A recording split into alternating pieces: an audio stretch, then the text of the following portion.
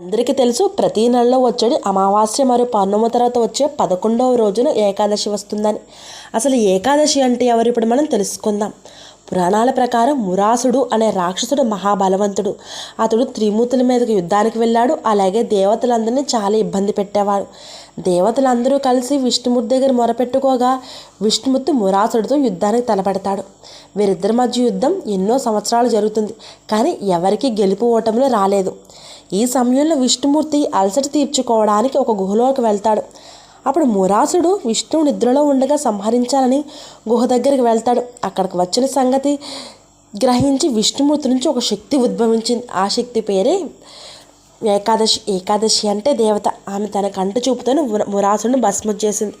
దానికే విష్ణుమూర్తి నీకు ఏ వరం కావాలో కోరుకోమంటాడు. అప్పుడు ఏకాదశి ఎవరైతే ఆ రోజున ఉపవాసం ఉండి విష్ణుమూర్తిని సందర్శిస్తారో వారందరికీ పాపాలన్నీ తొలగిపోవాలని చెప్పి